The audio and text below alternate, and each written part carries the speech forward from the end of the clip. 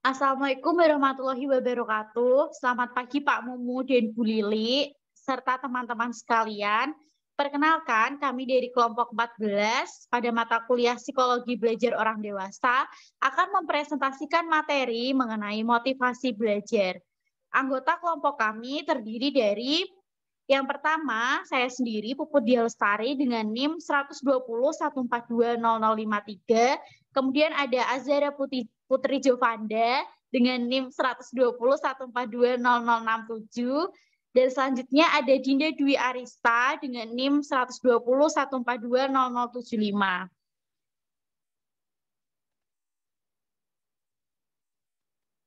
Baik, selanjutnya masuk ke tahap pembahasan di mana kami akan menyampaikan materi mengenai pengertian motivasi belajar, teori motivasi belajar, dan juga macam-macam teori belajar, serta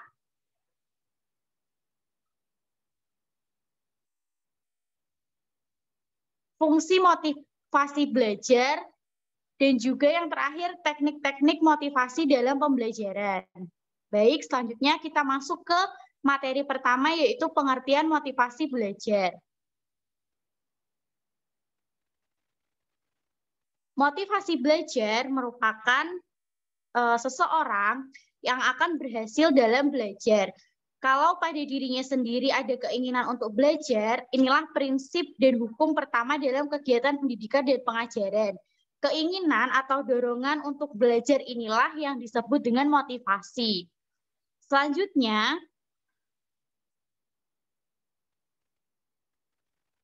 menurut Atkinson, motivasi dijelaskan sebagai suatu tendensi seseorang untuk berbuat yang meningkatkan guna menghasilkan suatu hasil atau lebih pengaruh. Kemudian menurut A.W. Bernard, memberikan pengertian bahwasannya motivasi merupakan fenomena yang dilibatkan dalam perangsangan tindakan ke arah tujuan-tujuan tertentu yang sebelumnya kecil atau tidak ada gerakan sama. Selanjutnya akan dilanjutkan oleh rekan saya. Kepada rekan saya disilahkan.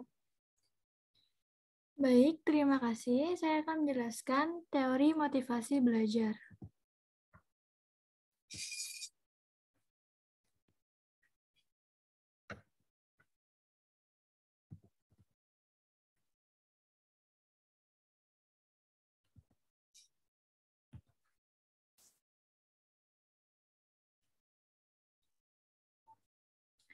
Teori merupakan suatu pendapat yang didasarkan pada penelitian dan penemuan, didukung oleh data dan argumentasi yang mampu menghasilkan fakta berdasarkan ilmu pasti, logika, metodologi, argumentasi, asas, dan hukum umum yang menjadi dasar ilmu pengetahuan. Dalam psikologi dikenal ada beberapa teori motivasi, mulai dari teori motivasi fisiologi, teori aktualisasi diri dari Maslow. Saya akan menjelaskan teori motivasi fisiologis.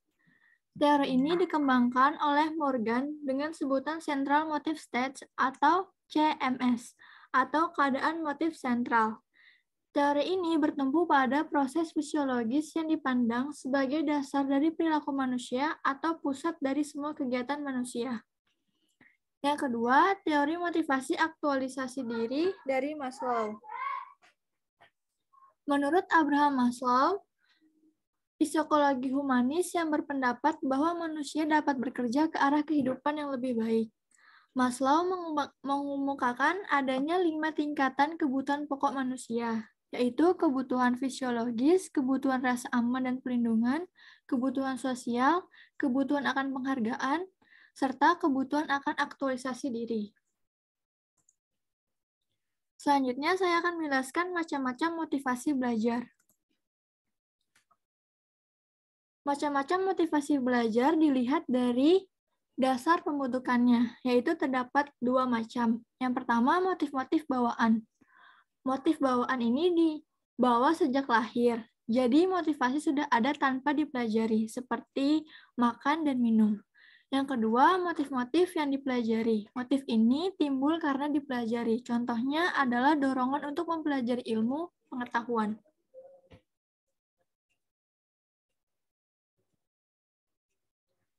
Selanjutnya, terdapat motivasi jasmaniah dan rohaniah. Ada beberapa ahli yang menggolongkan motivasi menjadi dua jenis, yakni motivasi jasmaniah dan motivasi rohaniah. Adapun yang termasuk ke dalam motivasi jasmaniah seperti halnya refleks, insting, dan nafsu. Sedangkan yang termasuk ke dalam motivasi rohaniah adalah kemauan. Soal kemauan itu, pada setiap diri manusia terbentuk melalui 4 momen, yaitu momen timbulnya alasan, momen pilih, momen putusan, dan momen terbentuknya kemauan.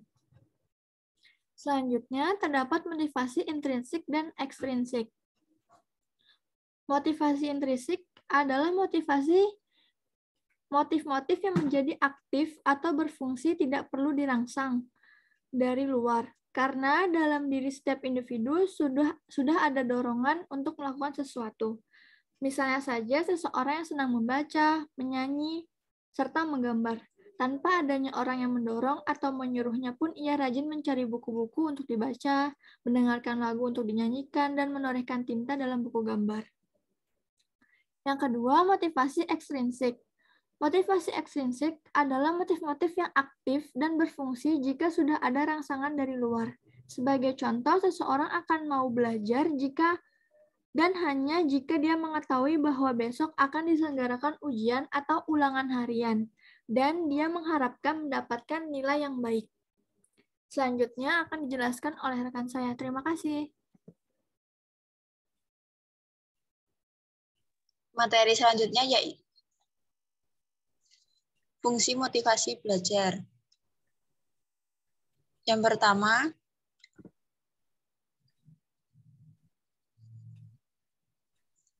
motif bersifat mengarahkan dan mengatur tingkah laku individu. Motif dalam kehidupan nyata sering digambarkan sebagai pembimbing, pengarah, dan pengorientasi suatu tujuan tertentu dari individu. Yang kedua, motif sebagai penyeleksi tingkah laku individu. Motif yang dipunyai atau terdapat pada diri individu membuat individu yang bersangkutan bertindak secara terarah kepada suatu tujuan yang terpilih dan telah diniatkan oleh individu tersebut. Yang ketiga, motif memberi energi dan menahan tingkah laku individu. Motif diketahui sebagai daya dorong dan peningkatan tenaga sehingga terjadi perbuatan yang tampak pada organisme. Motif juga mempunyai fungsi untuk mempertahankan agar perbuatan atau minat dapat berlangsung terus-menerus dalam jangka waktu lama.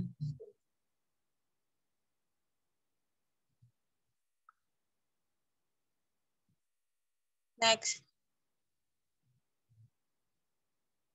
Materi selanjutnya yaitu teknik-teknik motivasi dalam pembelajaran. Beberapa teknik motivasi yang dapat digunakan dalam pembelajaran adalah sebagai berikut. Pertama, pernyataan penghargaan secara verbal. Yang kedua, menggunakan nilai ulangan sebagai pemacu keberhasilan. Yang ketiga, menimbulkan rasa ingin tahu. 4, memunculkan sesuatu yang tidak diduga oleh siswa. 5, menjadikan tahap dini dalam belajar mudah bagi siswa. 6. Menggunakan materi yang dikenal oleh siswa sebagai contoh dalam belajar. 7. Gunakan kaitan yang unik dan tak terduga untuk menerapkan suatu konsep dan prinsip yang telah dipahami. 8. Menuntut siswa agar menggunakan hal-hal yang telah dipelajari sebelumnya. 9. Menggunakan simulasi dan permainan. Saya kembalikan ke moderator. Baik. Sekian presentasi dari kelompok 14 mengenai materi motivasi belajar. Terima kasih atas perhatian teman-teman. Wassalamualaikum warahmatullahi wabarakatuh.